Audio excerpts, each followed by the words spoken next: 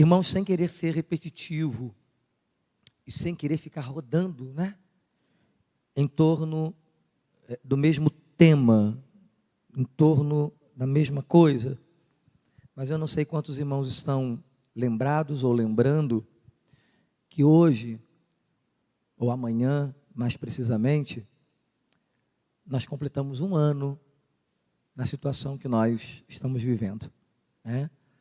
Dia 15 de março de 2020, foi o último culto que nós tivemos aqui na igreja, no modelo, no formato, né, que nós vínhamos até aí, 15 de março de 2020. Naquela semana,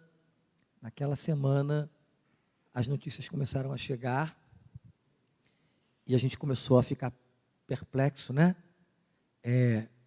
O que está acontecendo, o que vai acontecer? E aí, na quinta-feira, dia 19, eu estava aqui nesse púlpito gravando o primeiro vídeo com a nossa igreja fechada. E até hoje a gente não conseguiu retornar na quinta-feira. Um ano. E quando começou naquele movimento na semana, o que vai fechar, o que não vai fechar, eu lembro que eu estava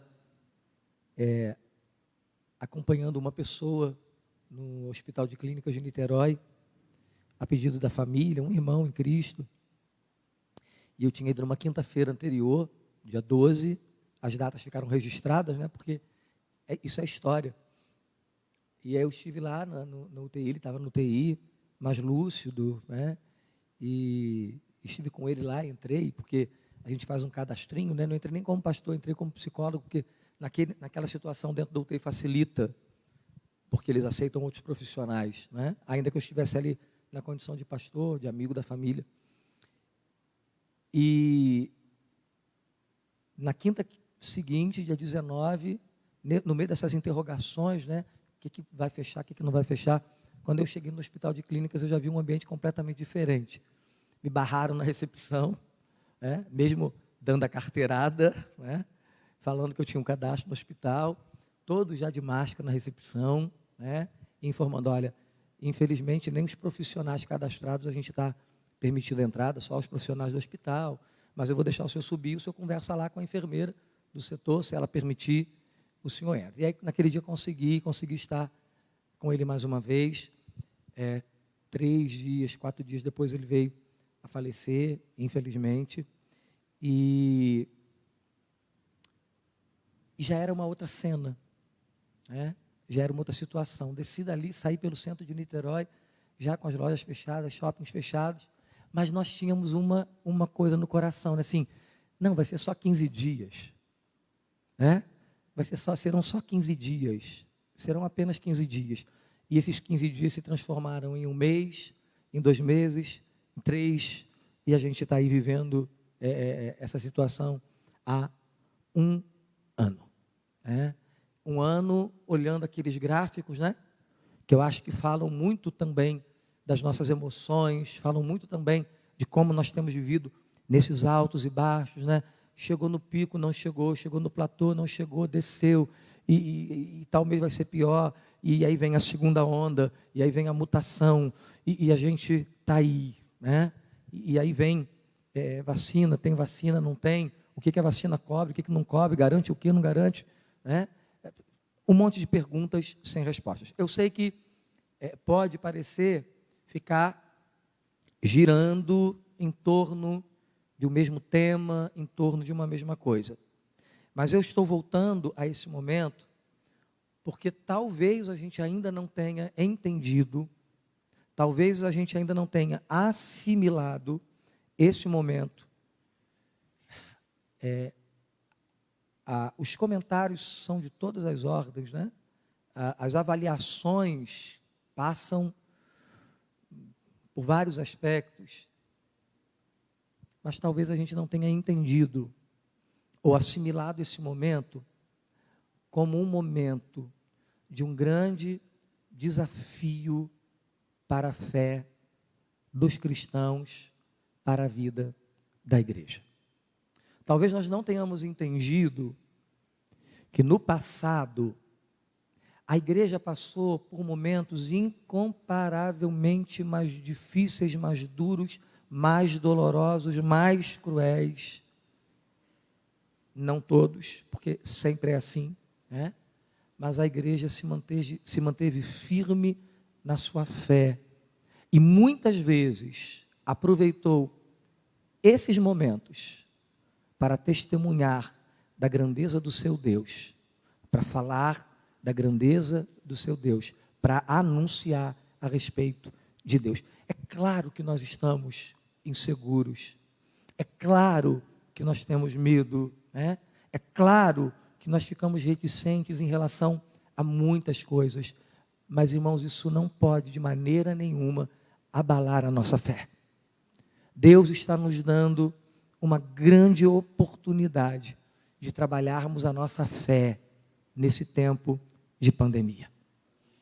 Onde estão tantos irmãos? Onde foram parar tantas pessoas? Não é por causa da pandemia, não é por causa do coronavírus. Isso é apenas um processo que foi acelerado nesse tempo, né? E talvez com esse comportamento nós estamos perdendo a grande oportunidade de dizer para o mundo de fato quem nós somos em Deus, quem nós somos em Cristo. O que é que nós estamos fazendo aqui? Por causa disso, eu quero, com essa intenção, eu quero convidar você para acompanhar a leitura de Hebreus capítulo 11, do verso 32 ao verso 38. Carta, não sei de quem, aos Hebreus, não me pergunte, pergunte ao seminarista Tiago. Ele tem algumas teses boas sobre a autoria da carta aos Hebreus.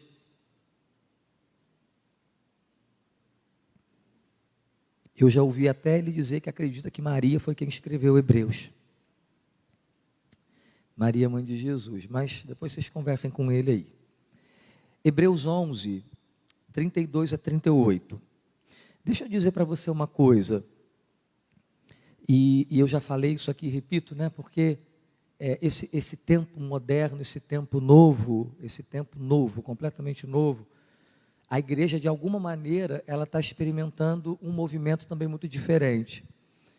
Eu estou com o meu telefone aqui, o meu smartphone aqui, mas logo que eu subo ao púlpito, eu coloco no modo avião, claro, né? Para não entrar chamada, mensagem, nada, eu coloco no modo avião e deixo ele aqui só para acompanhar o horário mesmo, o cronômetro, se bem que não adianta às vezes muita coisa, mas ele está aqui dizendo para mim que horas são, porque não dá para ficar assim, né? Toda hora.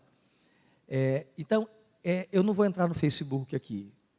Os meninos que estão lá trabalhando, né, operando, eles podem fazer isso, transmitindo. Eu não posso entrar aqui no Facebook. Mas depois que termina o culto aqui e que eu chego em casa, eu vou lá. Às vezes não dá tempo de assistir todo o culto de novo, né? Às vezes não dá tempo. Mas eu vou lá e pelo menos lá no comentário, né, nos comentários, eu dou um cliquezinho ali no comentário e aí eu vou olhando quem está ali, né? Quem está ali assistindo o culto. Os irmãos se identificam, né? Nem todos, mas muitos se identificam e dizem lá, paz do Senhor, boa noite, estou aqui assistindo e tal, enfim. Então, eu passo por ali, olho e vejo irmãos que estão ali todo domingo, toda semana, toda quinta-feira. Não sei se você já fez isso, eu te motivo a fazer. Quantas pessoas que nós não conhecemos estão ali conosco nesse tempo, participando com a gente? E você sabe, você que está me escutando, você que não é membro nem congregado, né, que recebeu o convite, o compartilhar do link para estar com a gente, e está aí nos assistindo. Então, assim, é gente nova, gente que se converteu nesse tempo de pandemia, gente que está iniciando a caminhada cristã. Isso tudo é muito novo para a gente, né? Pastorear dessa forma está sendo inusitado. E eu sei que tem muita gente que não sabe. Quando a gente diz assim, abre a Bíblia aí na carta aos Hebreus, eu sei, que carta? Se falar epístola, então, né, o certo seria a gente dizer assim, abre aí na sua caixa de entrada, vê aí o e-mail que foi enviado, né? Essa linguagem não faz mais parte do nosso tempo, né? Eu estou dizendo isso para dizer para você assim, o que você tem na sua mão, enquanto Bíblia, Palavra de Deus, Escritura, né? O que você tem na sua mão, ou no seu telefone, ou no seu tablet, não caiu do céu pronto, não surgiu do acaso, foi construído, né?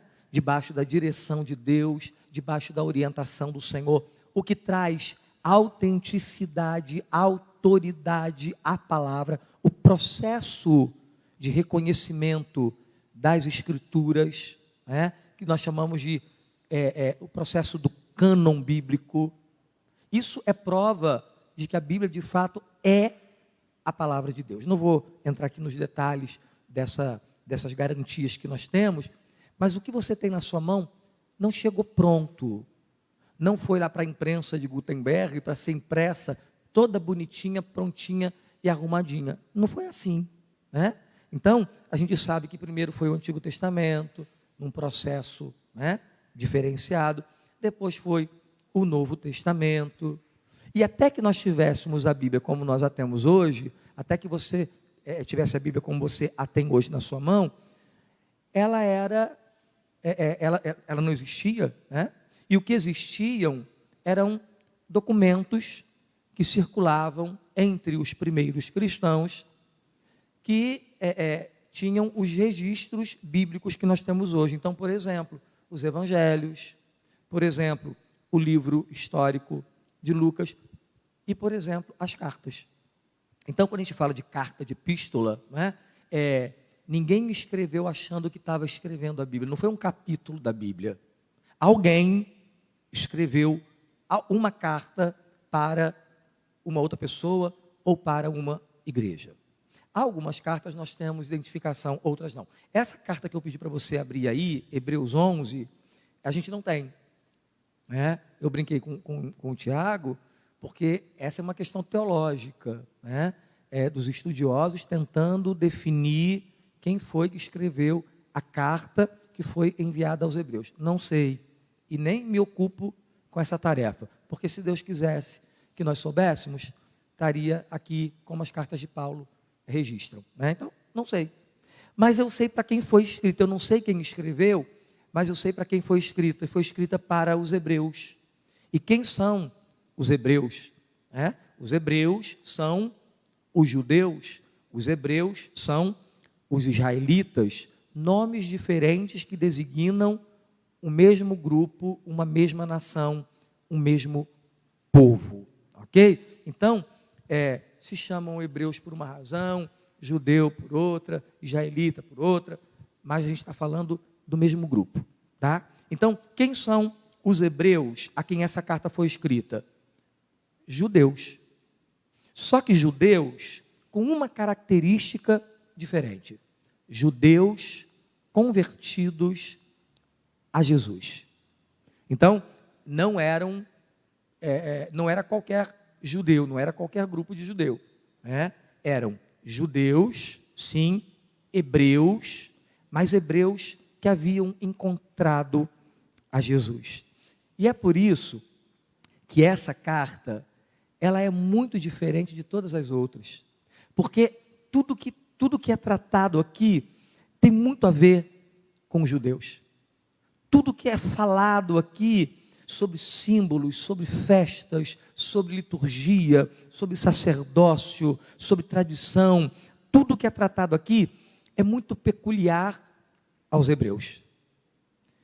E um desses temas peculiar aos judeus é o tema fé. Um desses temas peculiares aos judeus é o tema fé. Por que a fé é um tema peculiar aos hebreus? Porque esse povo nasceu, esse povo se originou a partir de um ato de fé, quando Deus chama a um homem que foi identificado depois como pai da fé, Abraão, a quem Deus disse: de ti eu farei uma grande nação. Essa nação é a nação dos hebreus. E em ti serão benditas todas as famílias da terra. Essa nação será ampliada, né? Porque eu vou fazer de você uma nação, o povo hebreu, o meu povo, para que através de vocês, todas as famílias da terra, todos os povos da terra, me conheçam e me reconheçam também como seu Senhor. Então, em ti serão benditas todas as famílias da terra. Essa nação se expandiu, essa nação se ampliou, e é por isso que Pedro vai dizer agora a todos os crentes, que todos os crentes em Cristo Jesus são a nação santa, o povo de Deus. Então, o tema fé é muito peculiar ao povo hebreu. O povo hebreu é o povo da aliança, é o povo da fé, que tem a sua história escrita a partir desse homem que foi reconhecido como pai da fé. Naquele evento lá com seu filho, onde Deus pede que ele entregue, sacrifique o seu filho para provar a sua fé, e quando ele é aprovado, Deus então o imputa isso como uma justiça, e aí então ele passa a ser chamado como o pai da fé. E aí, nessa carta escrita aos Hebreus, o autor, porque a quem ele está escrevendo, todas essas histórias são muito conhecidas, ele começa a falar dos heróis da fé. E aí ele vai lá, desde a criação do mundo, desde a criação do mundo, passando ali por Abel, Enoque, Noé, entrando nos patriarcas, passando pelo tempo dos juízes, até o finalzinho, ele vai então pontuando homens que entenderam o que era esse tema fé, homens que viveram pela fé. E aí a gente chega em Hebreus 11, 32 a 38, que diz assim: que mais direi? O que mais direi aqui é assim, ele já falou de tanta gente, ele já falou de Abel, de Enoque, de Noé, de Abraão, de Jacó, de Sara, ele já falou de tanta gente, ele já falou de tanta gente do passado que viveu pela fé. Aí ele diz assim: que mais direi? O que eu vou dizer mais para vocês? Faltar-me-ia o tempo contando de. Aí ele não vai contar a história, mas ele só vai dizer assim: se eu fosse contar a história de todo mundo aqui, me ia faltar tempo. Que mais direi? Faltar-me-ia o tempo contando de Gideão, de Baraque, de Sansão, de Jefité, de Davi, de Samuel e dos profetas, os quais, pela fé, venceram reinos, praticaram a justiça, alcançaram promessas, fecharam as bocas dos leões, apagaram a força do fogo, escaparam do fio da espada, da fraqueza tiraram forças, na batalha se esforçaram, puseram em fuga os exércitos dos estranhos, as mulheres receberam pela ressurreição os seus mortos, uns foram torturados, não aceitando o seu livramento, para alcançarem uma melhor ressurreição, e outros experimentaram escárnios e açoites, e até cadeias e prisões, foram apedrejados, cerrados, tentados, mortos ao fio de espada, andavam vestidos de peles de ovelhas e de cabras, desamparados, aflitos e maltratados. Tá bom? Essa é a história da Bíblia. É isso que o autor aqui quer dizer aos crentes, aos hebreus convertidos aqui. O que eu vou dizer mais para vocês? Eu não vou ter tempo de contar de Gideão, de Baraque, de Sansão, de Jefité, de Davi, de Samuel, eu não vou ter tempo para contar. Eu não vou ter tempo. E aí depois ele diz assim: todos esses, olha o que eles sofreram, olha o que eles padeceram, olha tudo o que eles fizeram, mas olha tudo o que eles sofreram. Verso 38, homens dos quais o mundo não era digno, errantes pelos desertos e montes, e pelas covas e cavernas da terra. Irmãos, há uma importância muito grande da gente tratar desse tema fé. Não porque nós estamos vivendo num tempo de pandemia, onde há um desafio muito grande de nós testemunharmos da nossa fé, não por conta disso, não, porque nós temos que dar testemunho para o mundo também, mas não somente por conta disso.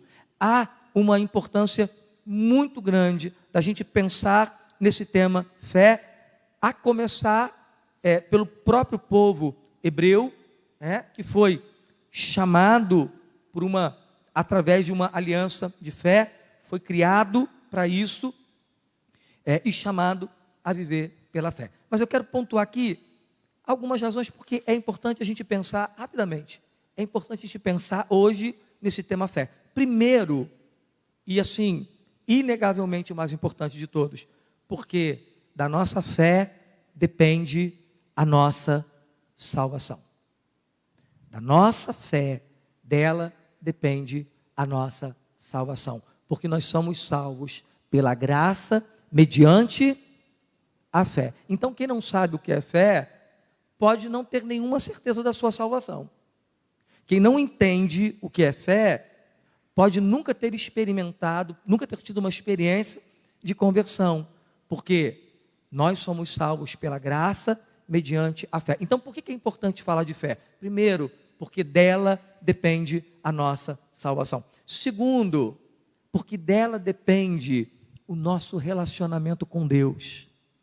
Dela depende a nossa comunhão com Deus, que foi quebrada originalmente lá no Éden, quando o homem pecou e ele foi tirado da presença do paraíso, da presença do jardim, que era o lugar do encontro, da referência, da comunhão com o Senhor. Ali a relação do homem com o Senhor foi interrompida por conta do pecado.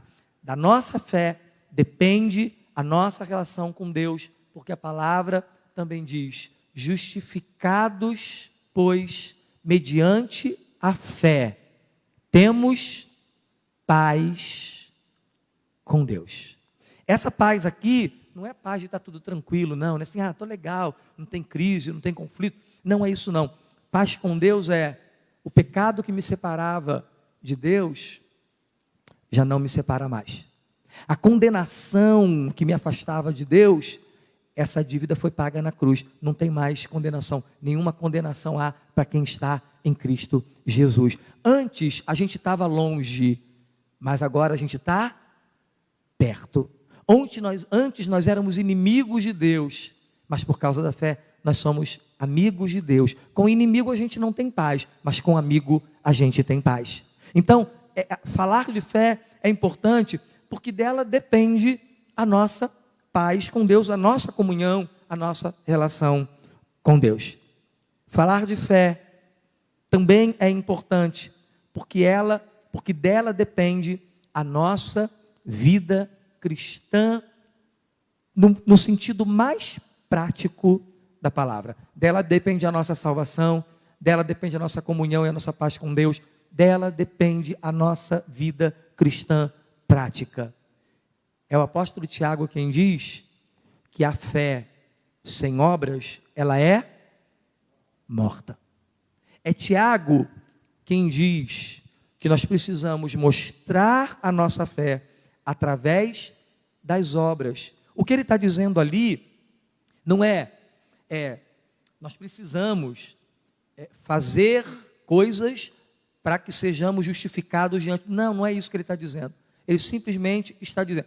Eu acho que o exemplo mais claro, que Tiago dá para a gente, que a gente consegue compreender isso, quando ele diz assim: o culto, a religião pura e verdadeira é cuidar dos órfãos e das viúvas. O que Tiago quer dizer com isso? O que ele está dizendo religião não aproxima ninguém de Deus. Religião não salva ninguém. Se tem uma expressão religiosa pura e verdadeira que mostra o quanto eu estou perto de Deus, é como eu cuido das pessoas, é como eu sirvo as pessoas, é como eu vivo a minha vida cristã prática. Então, vir à igreja domingo, tranquilo, mas como é que eu vivo segunda, terça, quarta, quinta, sexta e sábado? Prestar 1h30 de culto, beleza, mas isso não fala de fé, irmãos. Não precisa ter fé para vir à igreja. Tem um monte de igreja lotada nessa noite, nessa hora, bombando. Aqui não está bombando, mas tem um monte de igreja nessa hora lotada, bombando, lotada de gente que não têm a mínima noção do que significa fé. Porque amanhã, quando eles saírem dali, e não é nenhuma crítica à igreja não, é uma crítica a nós mesmos, né? Porque amanhã, quando eles saírem dali, eles vão continuar vivendo do mesmo jeito que eles viviam quando eles chegaram ali. A fé não me traz à igreja, a fé não me traz a um culto, a fé não faz nada disso.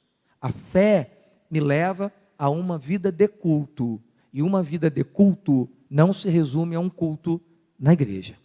Uma vida de culto é uma vida cristã prática. Então, por que o tema fé é importante? Porque dele depende a minha salvação, porque dele depende a minha comunhão e paz com o Senhor, porque dela depende a minha vida cristã na prática, o meu testemunho cristão na prática.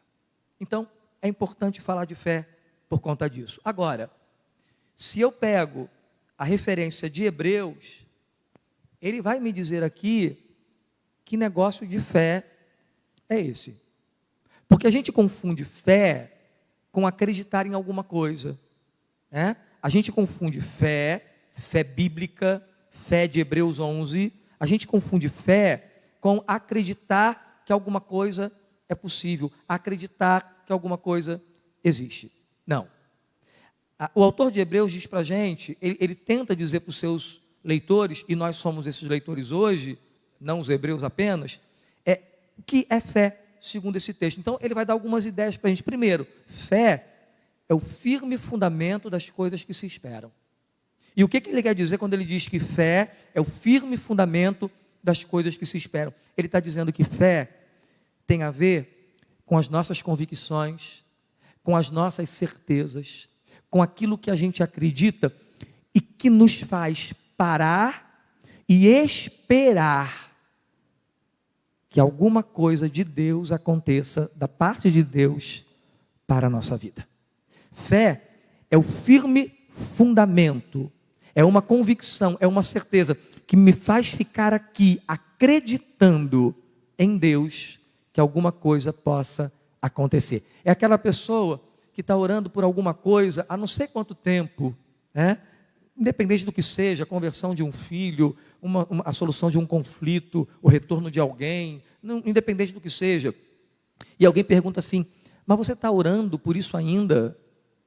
Há quanto tempo você está orando por isso? Você ainda espera que alguma coisa aconteça?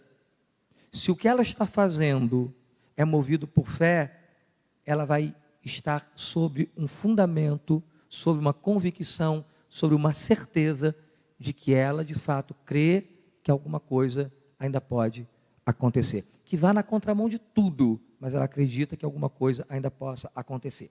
Fé é o firme fundamento das coisas que se esperam.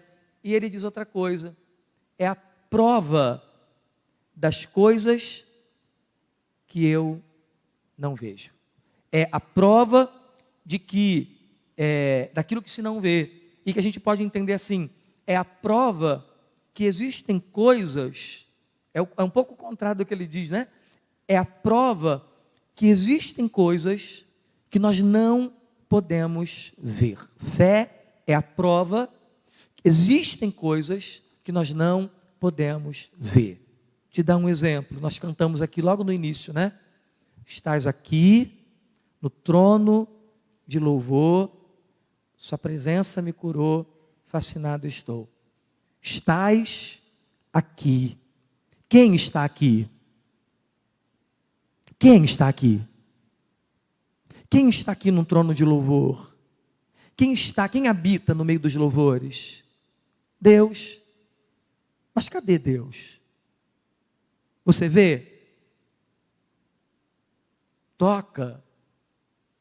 Você pode perceber. Você pode sentir. E a gente às vezes sente meio que misturado, embolado com as nossas emoções, né? Às vezes não é nem Deus, mas a gente se arrepia, acha que é. Não é por isso que a gente prova que Deus está aqui, não.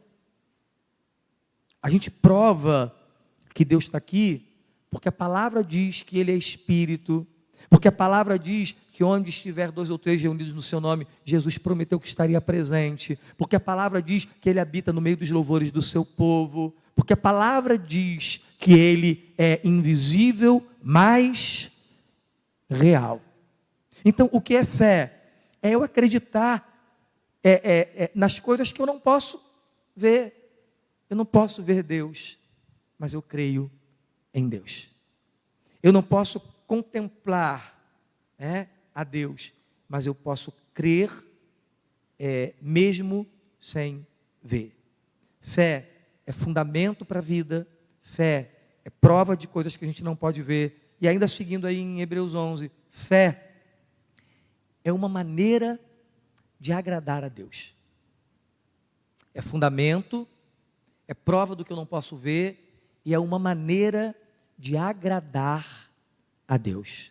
Porque aí, nos primeiros versículos, o autor diz: sem fé é impossível agradar a Deus, porque é preciso de fé para que você se aproxime dele, creia que ele é Senhor e galardoador daqueles que o buscam. Olha que coisa importante, para a gente pensar assim. Imagina alguém muito importante para você. Assim, uma pessoa que você julga ser assim uma personalidade, sei lá, não costumo fazer isso, mas só para ilustrar, a Kellen lá no hospital onde ela trabalha, e aí tem lá o diretor, sei lá como é que é a estrutura lá, assim, tem um diretor, cara, assim, é o maior lá e tal, super importante, é ele quem demite, é ele quem admite, é ele quem promove, viu, Kellen? É ele que dá aumento e tal, assim. Vocês acham que Kellen gostaria de ser desagradável a essa figura? Só se ela não estivesse bem da cabeça, Assim, não, Mônica está lá no quartel dela lá e tem lá, sei lá, a patente maior, Mônica vai querer ser desagradável? Não. Eu quero estar perto, Eu quero agradar essa pessoa, porque assim, pelo menos manter uma relação agradável, porque senão pode complicar aqui, Então, quando a palavra diz que sem fé é impossível agradar a Deus, não é no sentido de um interesse que me faça ganhar alguma coisa. Agradar a Deus no sentido de reconhecer quem Ele é e quem eu sou. No sentido de reconhecer, como nós cantamos ainda há pouco, e mesmo sendo pó, no sentido de saber quem eu sou e quem Deus é. Ele é galardoador daqueles que o buscam, e eu quero receber os galardões do Senhor. Ele dá presentes àqueles que o buscam. Então eu quero os dons e os presentes do Senhor, porque eu sei que Ele tem de melhor para mim. Então eu quero agradar a Deus.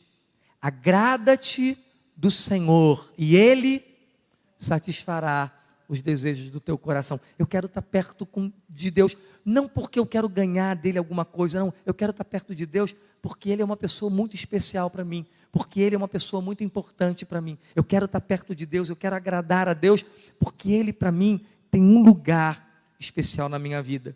E a gente só faz isso, só consegue isso por intermédio da fé. Sem fé, impossível se aproximar de Deus. Sem fé, impossível ter uma relação agradável com Deus. Sem fé, impossível até você imaginar, acreditar, pensar em Deus. Mas a fé é mais alguma coisa, É firme fundamento, é prova, é uma maneira de agradar a Deus, mas é mais uma coisa. A fé é um comportamento e um estilo de vida. A fé é um comportamento, uma forma de viver, uma maneira de existir. E aqui eu quero destacar uma frase que está aí no verso 38 e pensar no significado dessa frase. Homens dos quais o mundo não era digno. Homens dos quais o mundo não era digno. Deixa eu voltar com você aqui. O autor começa definindo fé. Depois que ele define fé, ele diz que sem fé é impossível agradar a Deus. Aí ele vai ilustrar com é a história de homens e mulheres que viveram pela fé. É por isso que ele fala de Abel, Enoque, Noé, Abraão, Isaac. E depois aqui ele vai dizer, que mais direi? Não tenho tempo para falar de Gideão, de Jefité, de Sansão, de Baraque. Não tem tempo. E ele conta, né? O que esses homens fizeram e o que esses homens sofreram. E aí depois ele define esses homens. E qual é a definição desse autor para Abraão? Qual é a definição desse autor para Noé? Qual é a definição desse autor para Baraque? Qual é a definição desse autor para Gideão? Qual é a definição desse autor para Samuel? Homens dos quais o mundo não era digno. O que essa frase significa no sentido da sua construção, para depois a gente tirar algumas lições práticas para a gente? O que ele está querendo dizer quando ele diz assim, o mundo não era digno desses homens. Quando ele diz homens dos quais o mundo não era digno, o que ele está pensando? Ele está construindo uma ideia de colocar de um lado alguma coisa muito boa, alguma coisa positiva, alguma coisa virtuosa, alguma coisa excelente, alguém que tem uma vida primorosa, alguém que tem uma vida admirável, alguém que está assim, está aqui, outro patamar, está aqui. E desse lado aqui, um esculhambado, uma pessoa de qualquer maneira, assim, sabe, aquele cara que não está nem aí para nada, assim, deixa a vida me levar, está tudo legal, do jeito que vier está bom, e não tem problema com esse negócio de caráter, de honestidade, não, é o mundão mesmo. Então, de um lado, tem uma referência muito boa, muito positiva, do outro, uma referência muito negativa. E aí, quando ele diz que o mundo não era digno desse homem, esse homem está aqui. É o homem que tem caráter, é o homem que anda com Deus, é o homem que vive pela fé, é o homem que quer agradar a Deus, é o homem que luta pelo reino, é o homem que enfrenta os inimigos por causa do nome de Deus. Esse homem está aqui. E aí, desse lado aqui, está uma sociedade corrompida, está um reino corrompido, está um país envolvido com a idolatria. Desse lado aqui, ninguém quer ouvir de Deus, ninguém quer nada com Deus. Aí ele diz assim, esse cara aqui é tão bom, que esse mundo aqui não é digno de tê-lo. Esse cara aqui, ele tem uma referência de fé tão grande, que esse mundo aqui, tão ruim, não é digno de tê-lo. E aí eu quero pensar com os irmãos, o que esses homens que são citados aqui, dos quais o mundo não era digno, e que eu acho que quem vive pela fé hoje se constitui da mesma forma, vive num mundo também que não é digno de tê-los. O que a gente pode pensar de lição prática aqui? E eu separei 3 coisas apenas, quero só citar e comentar rapidamente. Homens dos quais o mundo não é digno, porque isso aqui não é passado, é presente. Porque se a fé é um tema importante e que eu preciso viver hoje, então eu tenho que entender que isso é para mim e para você hoje. O que é um homem do qual o mundo não é digno? Não são homens, esses homens não são homens, ou não foram homens, ou não são homens que não tinham ou não tiveram nenhum problema. Não são homens que não enfrentaram problemas. Foram homens que enfrentaram e venceram os problemas. Porque a gente tem uma ideia muito engraçada de homem de fé, que o homem de fé não vai passar por enfermidade, o homem de fé não vai passar por problema dentro de casa, a família vai ser uma bênção, né? Um homem de fé não vai ter tribulação, não vai ter prova. Um homem de fé não vai ser afrontado, não vai ser perseguido. Um homem de fé é vitória pura. Homens dos quais o mundo não era digno, que foram torturados. Homens dos quais o mundo não era digno, que foram partidos ao meio. homens dos quais o mundo não era digno, que foram perseguidos, que foram torturados, homens dos quais o mundo não era digno, que encararam, que viveram todo tipo de problema. Homens dos quais o mundo não é digno, não são homens que não têm problema, são homens que sabem enfrentar os seus problemas. Olha para a vida de Abraão, irmão, você acha que Abraão não teve problema? Você acha que Abraão recebeu o título de pai da fé, porque Deus achou ele muito bonitinho, muito engraçadinho, velhinho, simpático, e aí foi lá e colocou? Não. Olha os problemas que Abraão teve que enfrentar, desde a saída lá de onde ele estava, até chegar num determinado lugar. Abraão teve que enfrentar problema com mentira. Não vou denegrir a imagem de Abraão, não, estou falando de Bíblia. Abraão teve que lidar com questão de mentira, quando mentiu dizendo que Sara não era sua esposa, era sua irmã, porque ele temeu morrer, perder a sua vida, e até que aquilo fosse descoberto, e não foi uma vez só não, foram duas. Abraão teve problemas familiares com seu sobrinho, que disputava com ele pedaço de terra, porque estavam muito ricos, né? Tinham enriquecido, e aí começaram a brigar. Abraão teve problema com Sara, que não acreditou no que Deus havia falado para ele enquanto promessa.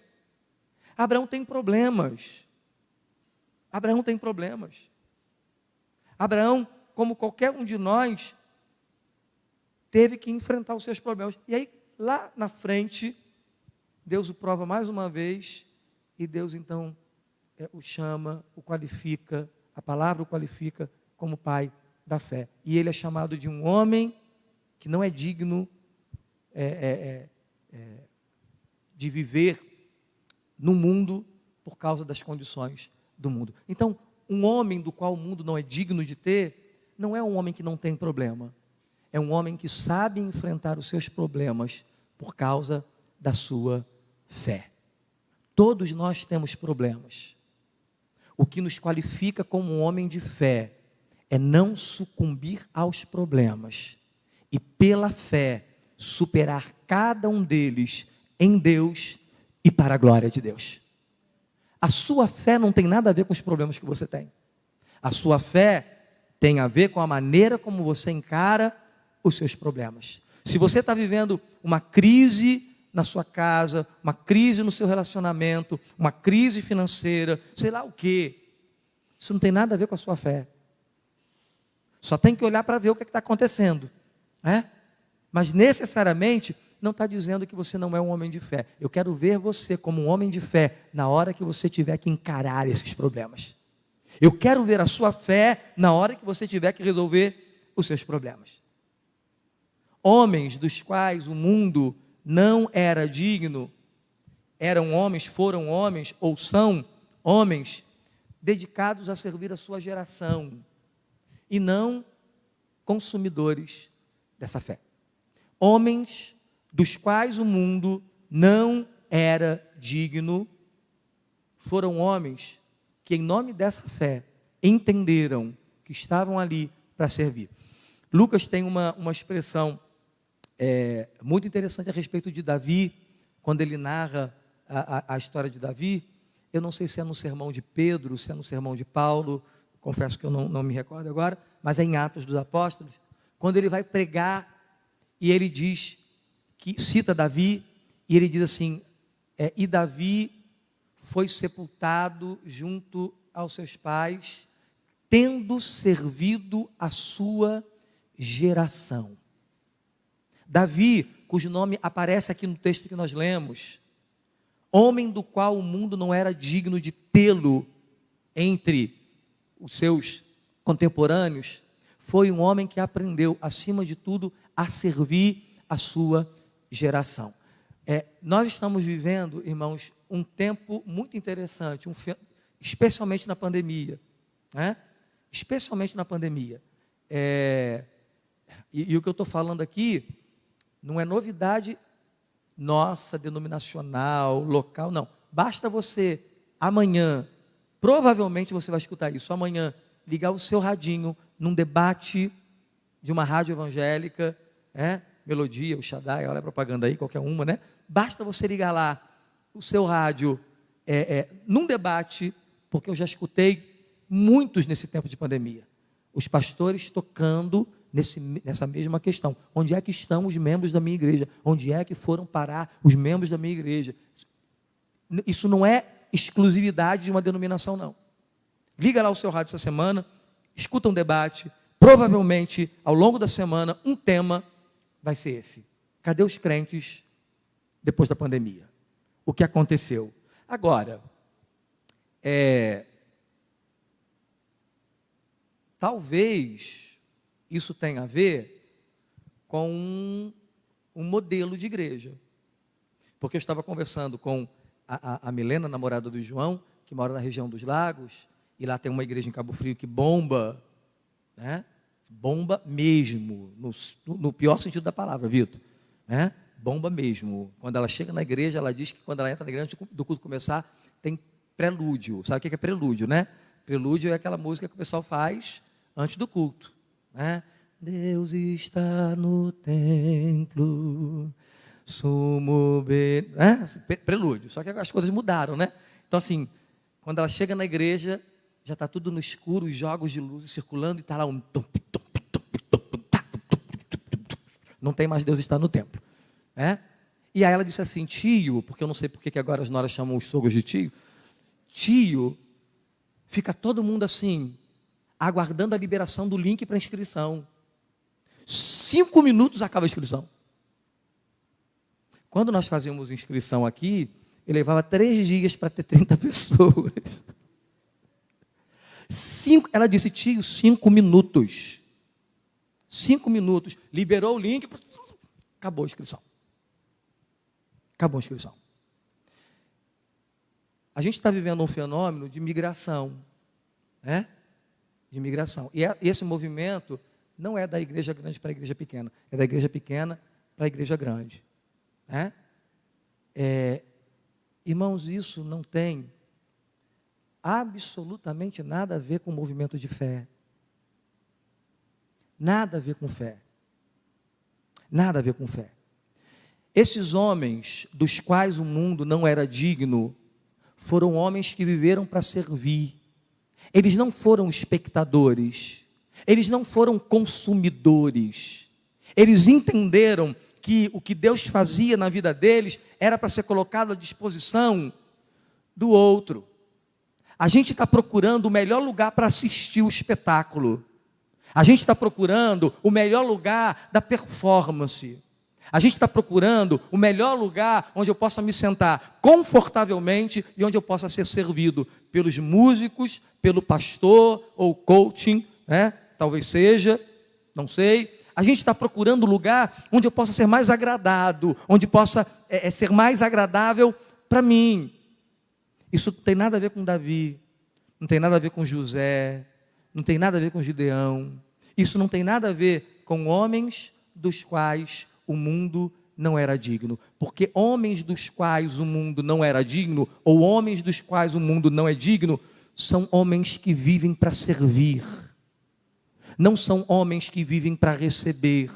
São homens que vivem para servir. Talvez a experiência mais clara disso seja a de José, o governador do Egito. Quando José é reconhecido pelos seus irmãos e há aquele reencontro, né? E toda aquela choradeira, e José diz assim, nem eu estava entendendo o que estava acontecendo, né?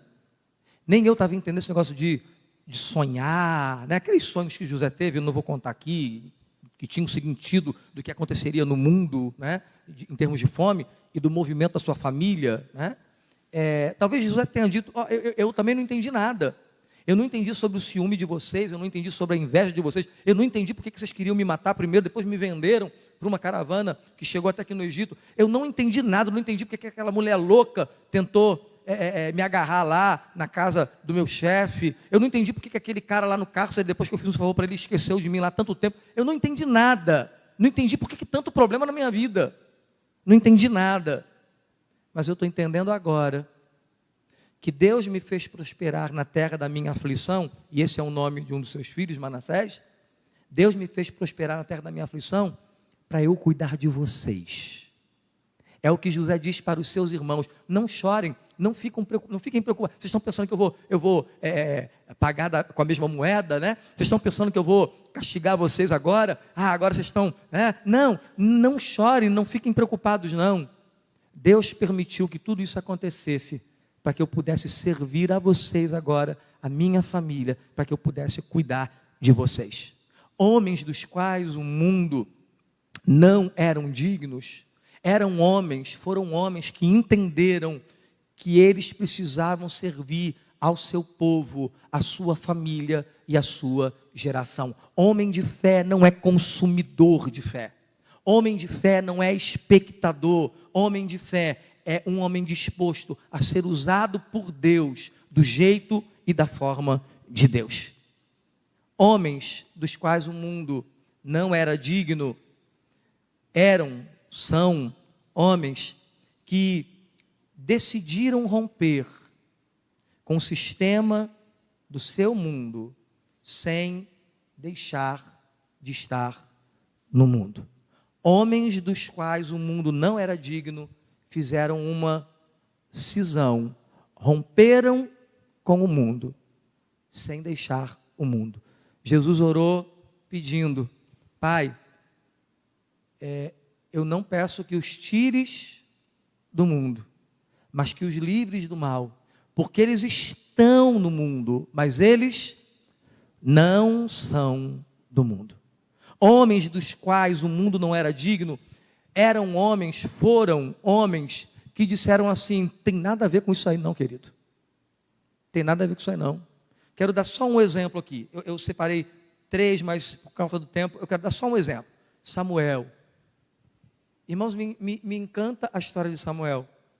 1 Samuel, capítulo 2 e capítulo 3, 2 ou 3 versículos que resumem a história de Samuel, dizendo assim: e crescia o jovem Samuel em sabedoria, em estatura, crescia o jovem Samuel. Que coisa tremenda, né? Um jovem que crescia no conhecimento de Deus, um jovem que crescia emocionalmente, fisicamente. Que coisa tremenda, um jovem que crescia. Agora, onde é que Samuel crescia? Em que tempo Samuel crescia? Samuel crescia num tempo em que os sacerdotes eram reconhecidos como filhos de Belial. Estou falando de Ofni e Finéias. Samuel cresceu num tempo em que esses dois caras tinham uma vida intensamente promíscua, no sentido de sexualidade mesmo, dentro do tabernáculo. O texto diz que eles levavam as mulheres de Israel e se juntavam a elas sem nenhum pudor. Samuel viveu num tempo em que a oferta do Senhor era totalmente desvalorizada. Os sacerdotes roubavam, os sacerdotes tiravam aquilo que eles até teriam direito em algum momento, mas primeiro eles se serviam para depois servir ao Senhor. Samuel viveu num tempo em que os filhos desprezavam os pais, porque era exatamente isso que esses dois caras faziam com Eli. Davam patadas, desprezavam, não ouviam nem ao pai e nem ao pai do céu. Samuel viveu num tempo de religião corrompida em Israel. Samuel viveu num tempo de imoralidade. Samuel viveu num tempo de papéis familiares desconhecidos. Mas sabe o que o texto diz? Que Samuel crescia. Como é que pode alguém crescer num mundo tão difícil quanto aquele? Numa sociedade tão comprometida quanto aquela? Como é que pode um jovem crescer num mundo tão corrompido? Como é que pode um jovem crescer num mundo em que a família não é mais respeitada? Como é que pode um jovem crescer num tempo onde as coisas de Deus são largadas para lá? Pode, quando ele é um homem de fé. Quando ele é um homem cuja vida não é digna de ser vivida no mundo em que ele vive. Eu acho que essa situação hoje, ela corre o risco até de ser invertida. Eu acho que o mundo, tão ruim quanto ele é, acho que o mundo, em alguns casos, ele convive com alguns homens, como se esses homens, crentes em princípio, fossem dignos de viver nesse mundo. A gente está num momento tão complicado em termos de definir o que é vida cristã e fé, que talvez a gente esteja, aquela figura que eu mostrei, né? Do positivo, excelente, que está aqui, e do esculhambado que está aqui, a gente está tão perdido nessa história toda, que a gente está vivendo como se fosse digno viver no mundo que a gente está vivendo. A gente está vivendo como se fosse digno viver na sociedade que a gente está vivendo. A gente está vivendo de uma maneira que a sociedade está adorando viver com a gente. A sociedade está amando viver com crente. Não tem problema nenhum. Está ruim dentro de casa? Está ruim também dentro da casa do crente. 30% de divórcio no Brasil, na sociedade de um modo geral, também na casa do crente, 30% de divórcio. A gente está digno desse mundo. A gente está digno desse mundo. Né? Os pais não são respeitados, a delinquência cresce à medida que os filhos desonram os pais, mas os filhos dos crentes também não honram os pais. Então, acho que a gente está muito digno do mundo em que a gente está vivendo.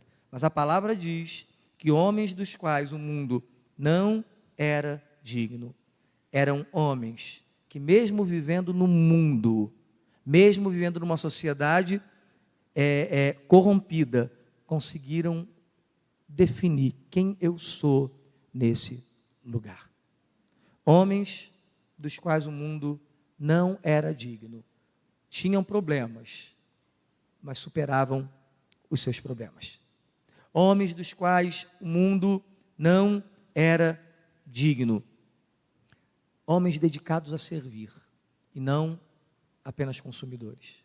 Homens dos quais o mundo não era digno. Homens que desejaram romper e romperam com o seu mundo, com o seu tempo, com a sua sociedade, porque eram homens de fé.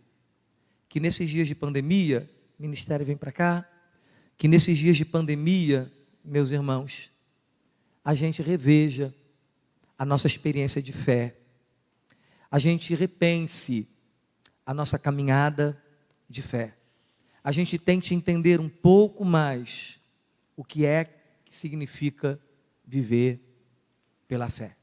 Que você seja um homem não digno do mundo em que você vive. Que nós sejamos uma igreja não digna de viver nesse mundo.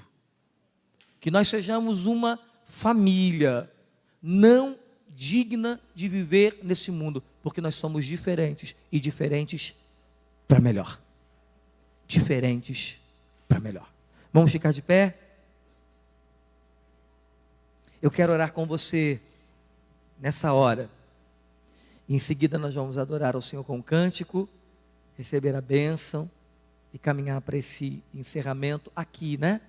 Mas o nosso culto continua. Quero convidar você a fechar os seus olhos. Você que está aí na sua casa, na sua sala. Eu quero fazer uma pergunta a você, antes de orar com você. Como está a sua fé?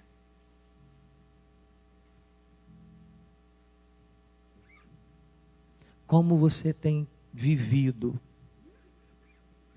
essa experiência de fé? Como você tem caminhado na sua vida cristã?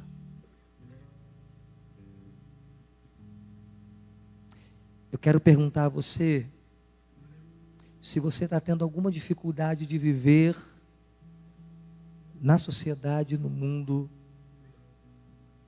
ao qual nós fazemos parte. Se você já viveu alguma situação de se sentir desconfortável, de não saber nem como agir, ou se você está indo de boa, tranquilão, estou parecido. Esses são alguns sinais que podem falar muito para a gente de como a gente tem vivido. Pai, nós queremos nos colocarmos diante do Senhor. Nós queremos colocar a nossa vida diante do Senhor. Colocar o nosso coração diante do Senhor. Porque, Senhor, essas respostas só mesmo nós podemos dar ao Senhor. Não podemos dar a nenhuma pessoa. Porque nós estamos aqui, porque nós pertencemos a essa comunidade, porque nós chegamos aqui hoje. Essas respostas, Senhor, nós só podemos dar ao Senhor. Então, Pai, o que nós pedimos ao Senhor nessa hora é que o Senhor nos dê a oportunidade de refletirmos nisso e de buscarmos ao Senhor em tempo. O que nós pedimos ao Senhor é que de alguma maneira o Teu Espírito Santo venha incomodar o nosso coração. Não é possível, Senhor, que a gente veja tudo o que está acontecendo à nossa volta e a gente ache que está tudo correto. Não é possível, Senhor, que a gente olhe para a igreja e vê como ela caminha e a gente ache que está tudo certo. Não é possível, Pai, que a gente não compare o que a gente tem vivido hoje com o que esses homens viveram no passado e a gente ache que não há alguma coisa que nos faça falta. Não é possível, Pai, que a gente acredite que seja possível viver no mundo de forma digna, sendo homens e mulheres de fé. Não é possível, Pai, que a gente acredite que é possível ser amigos do Senhor e amigos do mundo. Não é possível, Pai, que a gente acredite que dá para passar por aqui e manter a política da boa vizinhança. Não é possível, Pai, que a gente acredite que ser homem e mulher de fé seja não ter nenhum problema, seja não viver nenhum conflito em nome dessa fé. Então que o Teu Espírito Santo nos incomode nesse sentido, Senhor. Que o Teu Espírito Santo nos mova na direção do Senhor. Que o Teu Espírito Santo nos conduza à presença do Senhor. Que o Teu Espírito Santo nos traga até o Senhor. Que o Teu Espírito Santo nos convença, Senhor, de verdade do pecado. Que o Teu Espírito Santo trabalhe no nosso coração a respeito daquilo que precisa ser modificado, trabalhado, transformado, Pai. Não é possível, Senhor, que a gente se acostume com aglomeração, que a gente se acostume com espetáculo, que a gente se acostume com performance e que a gente reduza a vida cristã a um show. Não é possível, Pai, que a gente se acostume a ficar sentado esperando que o outro me sirva, esperando que o outro ore por mim, esperando que o outro pregue para mim, esperando que o outro cante para mim. Não é possível, Pai, que a gente acredite que isso é viver uma vida de fé, que isso significa uma caminhada de fé. Não é possível, Senhor, que a gente viva atrás das vitórias, sem entender que fé é enfrentar e superar os problemas. Não é possível, Pai, que a gente continue acreditando que isso é viver pela fé. Que o Teu Espírito Santo ministre ao nosso coração e que a gente saia daqui incomodados, inquietados pelo Senhor, para olhar para nós, na nossa relação com o Senhor e responder com sinceridade se nós agradamos ao Senhor. Em nome de Jesus, nós clamamos ao Senhor, nós clamamos a Jesus e nós queremos encerrar esse culto, Pai, fazendo esse clamor. Tem misericórdia de nós, tem misericórdia da Tua igreja, tem misericórdia do Teu povo. Nós clamamos ao Senhor em nome de Jesus. Amém e amém.